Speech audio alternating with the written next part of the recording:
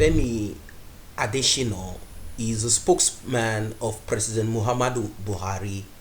He used to be a media man, and oftentimes we know that just as corrupt as politicians can be, as corrupt as senators, legislators can be, as corrupt as the judiciary can be, and as corrupt as anyone can be, Femi Adesina, a media man, media houses can also be as corrupt as just any other person, and they can make use of their tool, and that is their pen and paper, to write exactly what the oppressor want them to write about. Sometimes they do this under duress, meaning their life is at risk. They are being threatened, and sometimes they just do this because they need the money. Anyway, Femi Adesina has decided to be a spokesperson for this administration, and he has uttered words that a lot of people will find very strange, while some people will say, well, it is more like many of those people. Like I said, Femi Adesina was a media man. He was someone that could have lent his, back pen and paper to write against tyranny and the rest of that, like how he was outspoken, at least to a point back in those days. But then they are now part of this administration, and they have decided to use their talent, their skills for this administration. Now, like I do say, corruption is everywhere. Anyone can be corrupt, notwithstanding your status, your creed, your religion, your faith. From the presidency, you find them in the legislature, you find them amongst the judiciary, you find them among also media personalities. Some of them are paid to do the biddings of the oppressor, or to just write some stories about defamation and all of that, while some do this under duress. So Femi Adesina, spokesperson of President Muhammadu Buhari, and I call him Major General Muhammadu Buhari, he said he's retired, but he is not tired, as I see that he's presently replaying the pattern and system that he used to be involved in before.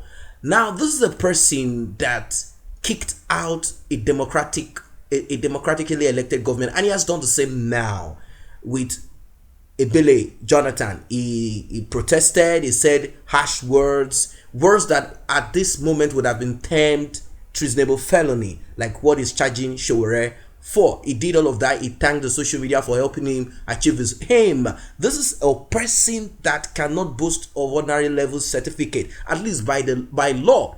The constitution says if you need to join any of the military parastatal, you need to have at least minimum of O level. He never had it, and he could rise all through to get to the rank of a general, major general. He had the opportunity when the rest of the military friends of his and all of them were sleeping. He kicked out a civilian rather than a military personnel like the rest of them. And then Buhari, like I said, led Nigeria as a military dictator from 1983 to 1985, before he was disposed and replaced by Ibrahim Babangida, that even jailed him until the late Abacha brought him out. And that is why he could say Abacha is not a thief, even though we know what Abacha has done.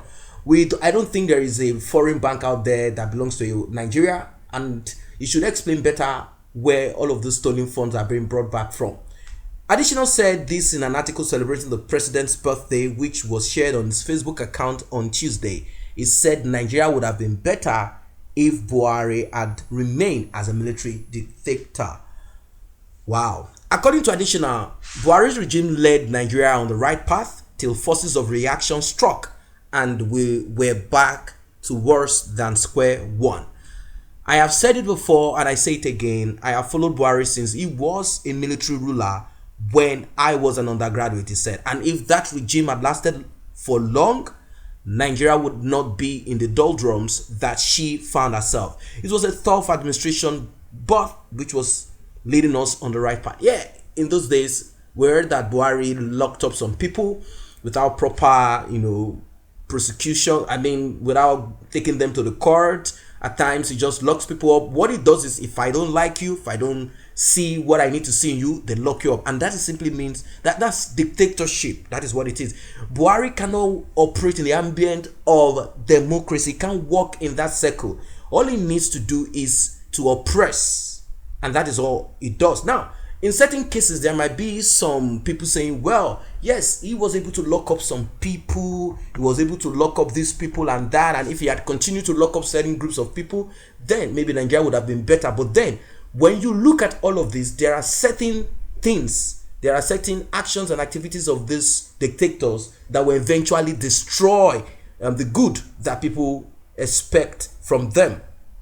So he said, you could imagine my joy when Buhari eventually emerged civilian president after 12 years of struggle. I did not think I was going to ever serve in government, but I found myself in it just because it was Buhari, he said. Adeshina also added that he remains a dyed in the wool Buhari's, irrespective of what others see as foibles and failing of the administration. He said, unlike many past leaders, the president is not a thief, adding, we know people who were worth only thousands when they got into leadership positions in this country, but they became so obscenely wealthy. Yes, in certain parts of what he has said, yes, there are, of course, we know that there are people that are obscenely wealthy, and many of them helped him to get to where he is till today. We know all of that. But then, now, where did Buhari's son, the one that nearly died, the one that is not so lazy like the rest of the lazy Nigerians that his father talked about, how did he come about getting money to buy 2 power bikes from Germany, gave one to his friend, and he nearly died on one? Where did he get money? All right, if Buhari is all of this that we have just said, how come Buhari earns so much amount of money? I mean, the amount of money Buhari earns is so much that he's able to send his children to school abroad. Why wearing those girls, daughters, sons schooling in the United Kingdom before?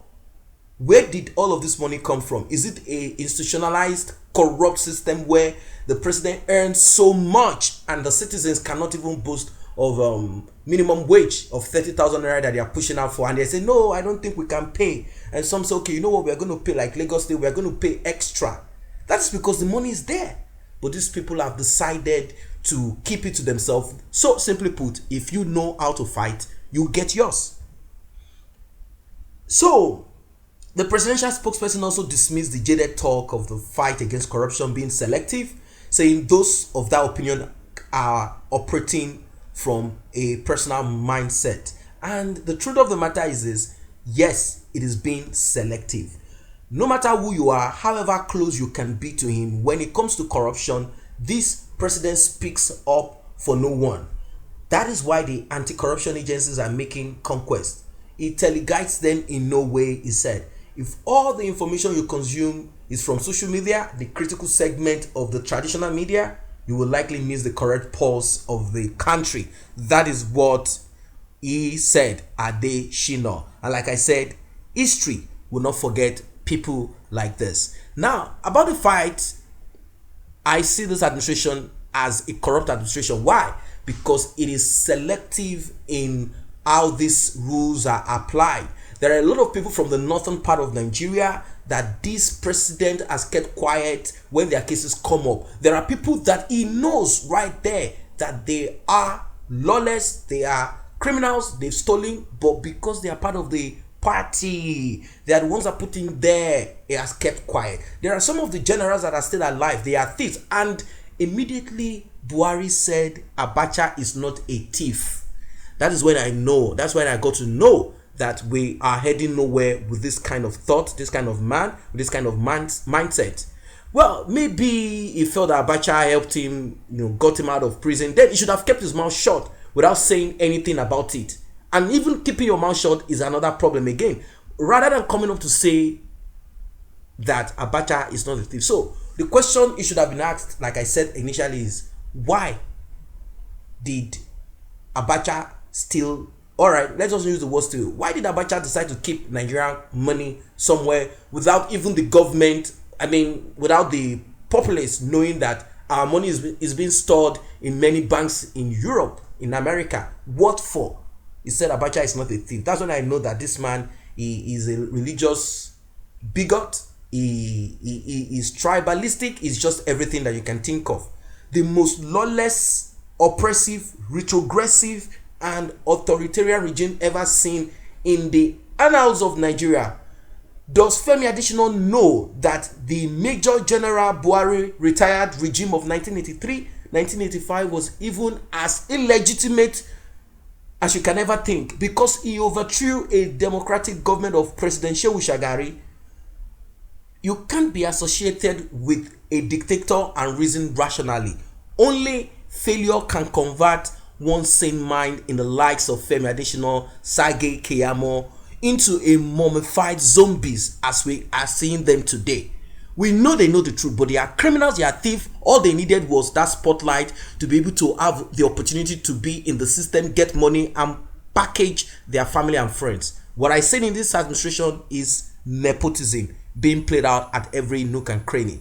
So they have chopped something, like they normally say, you know, they have given them something to chop. So they are also, of course, they cannot speak properly. Their mouth is full of food. Femi Adeshina, you have failed, because when people go back in those days, when people know you, of course, you never had money. Femi of the Sun newspaper, who will speak truth to power, non-minding, whose ox is God. Femi, whose column people look forward to every weekend to read. Femi, who stood like a shining star fighting through the pen for the betterment of Nigeria. Femi, who was brave and fearless, intelligent, just like the same lawyer that has become a minister of whatever he is, a minister of failure that he has been, Keyamo, someone that would have spoken. But then I've come to realize something, just like the Agbero, make a little bit of noise, just like the chairman of APC that was once a politician and was once a freedom fighter fighting for labor. Shout a little bit, give them the position. That is the only thing, and that is all. So guys, that's what it is for now. What's your own take about what he has said? He said Buhari's regime, military regime that he kicked out, a democratic government, would have remained so that he can continue in prison, putting people in jail. Yes, we know he imprisoned people, sending people that are criminals. Yes, we understand. But what about Showore? What about setting other people? What about Mazem Nadekanu? All of these things are the things we need to look into. You just cannot be a dictator. It is not possible. That is what it is for now. If you're not a member of this channel, let us grow it together by you simply supporting by tapping, smash on that subscription button and the red notification icon bell. This will alert you whenever videos are uploaded. Thanks for stopping by.